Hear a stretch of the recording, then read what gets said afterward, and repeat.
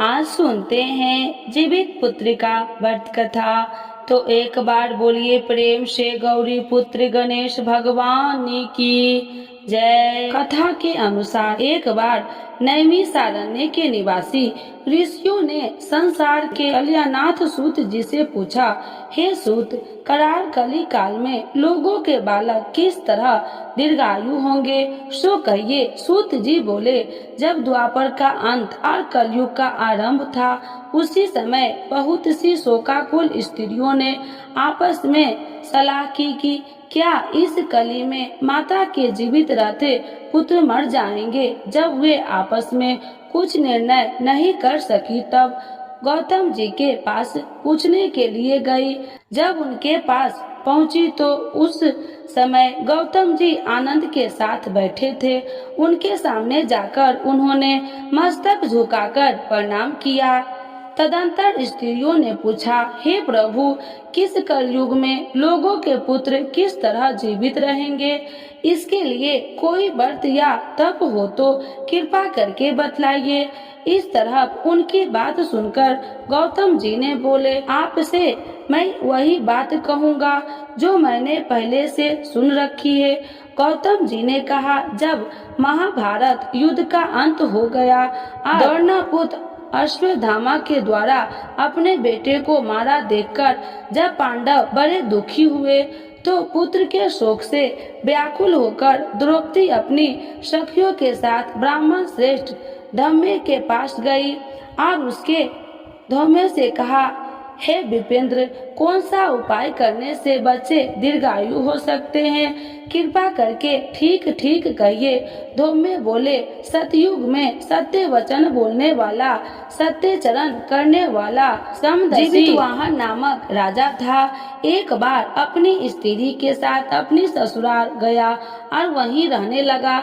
एक दिन आधी रात के समय पुत्र के शोक से व्याकुल कोई स्त्री रोने लगी, क्योंकि वह अपने बेटे के दर्शन से निराश हो चुकी थी। उसका पुत्र मर चुका था। वह रोती हुई कहती थी, हाय हाय, मुझ बुढ़िया माता के सामने मेरा बेटा मरा जा रहा है।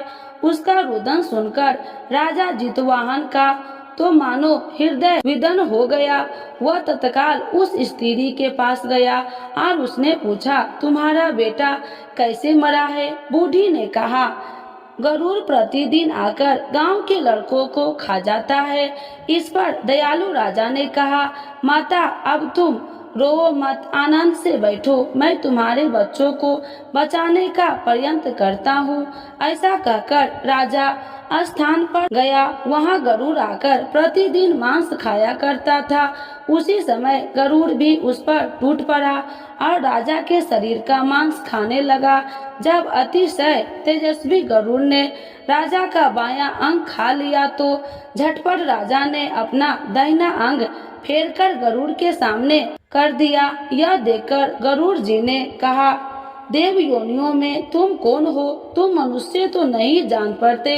अच्छा, अपना जन्म और कुल बताओ। पीड़ा से व्याकुल मन वाले राजा ने कहा, हे पक्षीराज, इस तरह के प्रश्न करना व्यर्थ है।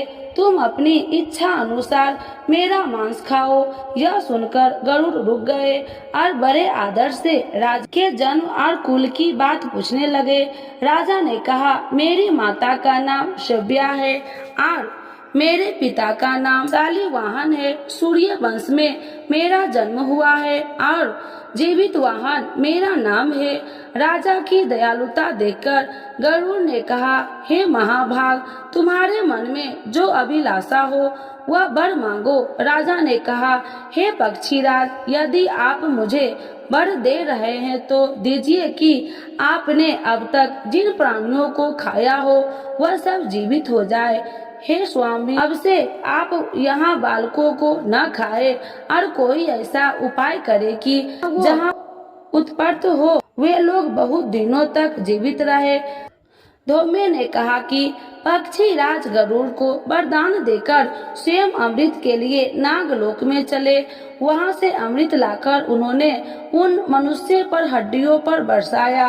ऐसा करने से सब लोग जीवित हो गए जिनको कि पहले गरुड़ ने खाया था। राजा के त्याग और गरुड़ की कृपा से वहां गांव वाले बहुत कष्ट दूर हो गया। उस समय राजा के शरीर की शोभा 2 गुनी हो गई थी। राजा की दयालुता देखकर गरुड़ ने फिर कहा, मैं संसार के कल्याणार्थ एक और वरदान दूंगा। आज आश्विन कृष्ण सप्तमी से रहित शुभ अष्टमी तिथि है। आज ही तुमने यहाँ की प्रजा को जीवित दान दिया है। हे वत्स, अब से यह दिन ब्रह्म भाव हो गया है। जो भेद से विधिवत नामों से विख्यात है, वही त्रिलोक्य से पूजित दुर्गा अमृत प्राप्त करने के अर्थ में जीवित पुत्रिका का कहलाई है। सो इस तिथि जो स्त्री इस जीवित पुत्रिका की और कुश की आकृति बनाकर तुम्हारी पूजा करेगी तो दिनों दिन उसका सौभाग्य बढ़ेगा और वंश की भी बढ़ती रहेगी। हे महाभाग, इस विषय में विचार करने की भी आवश्यकता नहीं है। हे राजन, सप्तमी से रहित और उदया तिथि की अष्टमी को व्रत करे, यानी सप्तमी वृद्ध अष्टमी जिस दिन हो उस दिन व्रत कर शुद्ध अष्टमी को व्रत करे और नवमी में पारण करे।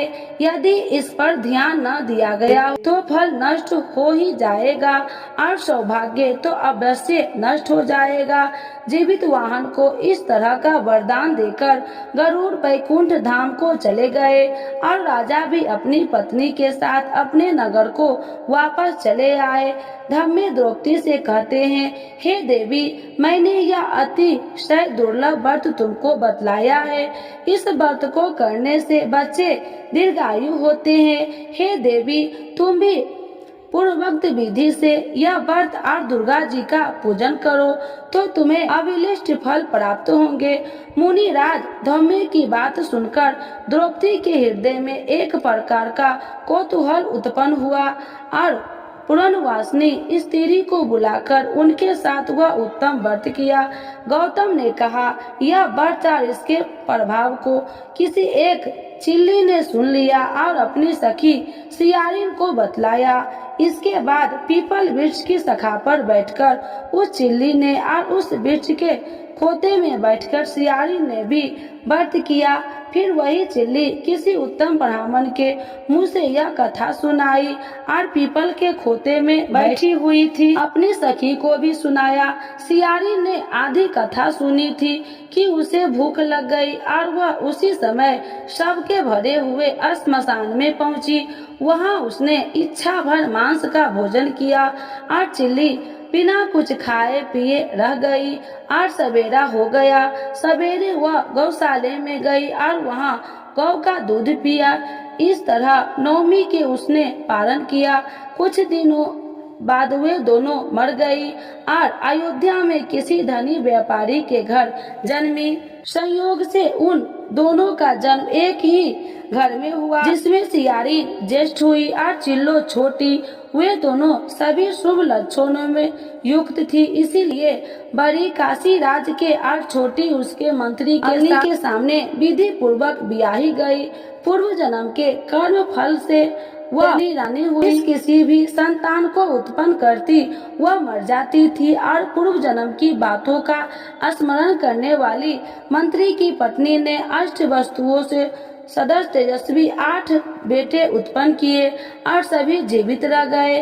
अपनी बहन के पुत्र को जीवित देखकर ईर्ष्यावश पत्नी ने अपने स्वामी से कहा कि यदि तुम मुझे जीवित रखना चाहते हो तो इस मंत्री के भी पुत्र को उसी जगह भेज दो जहां मेरे बेटे गए हैं, अर्थात इन्हें मार डालो। यह सुनकर राजा ने उस मंत्री के पुत्र को मारने के लिए कई प्रकार के उद्योग किए, पर मंत्री ने जीवित पुत्रिका के पुण्य से बचा लिया। एक दिन राजा ने अपनी आदमियों से उन पुत्रों का सिर कटवाकर पिटारी में रखवाया और वह पिटारी उनकी माता मंत्री पत्नी के पास भेज दिया, किंतु वे 8 सिर बेश कीमती जवाहरात हो गए और भले चंगे हुए 8 लड़के अपनी माता के पास वापस चले गए। उनको जीवित देखकर राजपत्नी को बड़ा विस्मय हुआ। अंत में वह मंत्री की पत्नी के पास आई और उसने पूछा, बहन, तुमने कौन सा ऐसा पुण्य किया है जिससे बार बार मारे जाने पर तुम्हारे बेटे नहीं मरते? इस पर मंत्री की पत्नी ने कहा, पूर्व जन्म में मैं चिल्ली थी और तुम सियारी, दोनों ने व्रत किया। तुमने व्रत के नियमों का भली भांति पालन किया था और मैंने किया था। इसी दोष से हे बहन, तुम्हारे बेटे नहीं जीते हैं। और राजरानी, अब तुम भी उस जीवित पुत्री का व्रत को करो, तुम्हारे बेटे दीर्घायु होंगे। तुमसे सच सच कह रही हूँ। इसके कथा अनुसार रानी ने व्रत किया, तभी से उसके कई बेटे सुंदर और दीर्घायु होकर बड़े बड़े राजा हुए। सूत जी कहते हैं कि सब प्रकार का आनंद देने वाला मैंने यह दिव्य व्रत बतलाया। स्त्रियां चिरंजीवी संतान चाहती हो तो विधि पूर्वक यह व्रत करे। तो एक बार बोलिए प्रेम से गौरी पुत्र गणेश भगवान की जय, जितवाहन भगवान की जय, जितिया माता की जय। विष्णु भगवान एवं लक्ष्मी माता की आरती। तो एक बार बोलिए प्रेम से विष्णु भगवान की जय, लक्ष्मी माता की जय। ओम जय जगदीश हरे, स्वामी जय जगदीश हरे। भक्ति जनों के संकट क्षण में दूर करे। ओम जय जगदीश हरे। जो ध्यावे फल पावे, दुख बिन से मन का। स्वामी दुख बिन से मन का, सुखी संपत्ति घर आवे। कष्ट मिटे तन का। ओम जय जगदीश हरे। मात पिता तुम मेरे, शरण गहूँ मैं किसकी।